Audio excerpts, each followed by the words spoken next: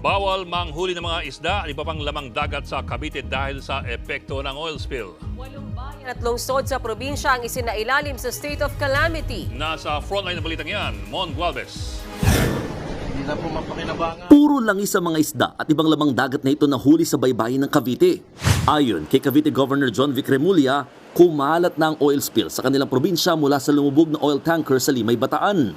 Kaya ngayong araw, isinailalim na sa state of calamity ang mga bayan ng Kawit, Noveleta, Rosario, Tanza, Naik, Maragondon at Ternate, maging ang Bacoor City. Nagdeklara rin ng no-catch zone sa mga shellfish sa buong Cavite. Ibig sabihin, bawal manghuli ng tahong, alimasag, alimangot, halaan. 25,000 mangingisda ang apektado.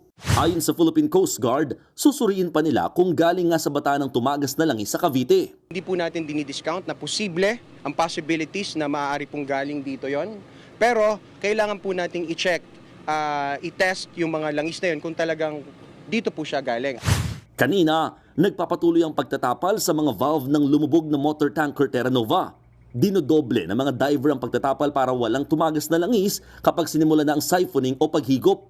19 na sa 24 na valve ang selyado. Nakapwesto na rin ang salvor ships at ibang barko ng Philippine Coast Guard, pati na ang barge na may bitbit ng siphoning equipment. Ito yung MT Helena Marie. Ito yung sister company ng lumubog na MT Terra Nova. At sakaling magsimula na yung siphoning, dito ilalagay yung mga mahihigop namang mga langis. Sa pinakauling kuha ng environmental group na Greenpeace, bakas ang maitim na langis sa Manila Bay.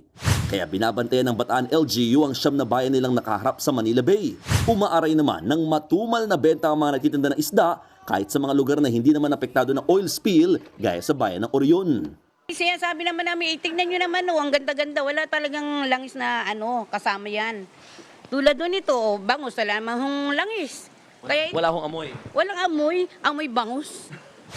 Sa ngayon, nakataas pa rin ang state of calamity sa Bataan dahil sa pinsala ng super bagyong Karina at hanging habagat. Inirerekomenda ang panibagong state of calamity dahil naman sa pinsala ng oil spill. Kasunod niyan, may pinangangambanding panibagong oil spill mula naman sa sumadsad isa pang barko sa bayan ng Mariveles kahapon. Ayon sa Coast Guard, mga nakalagay sa drum ang dalang diesel ng vessel na hindi pa tukoy kung gaano karami. Hindi raw pwede maglagay ng oil spill boom dahil mabato ang bahagi ng dagat kung saan ito sumadsad. Ito na ang ikatlong abere sa dagat sa Bataan matapos ang paglubog ng motor tankers Jason Bradley at Terra Nova. Nagbabalita mula sa frontline, Mon Gualvez, News 5.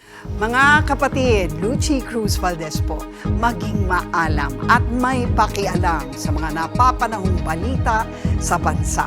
Tumutok at mag-subscribe sa News 5 social media pages.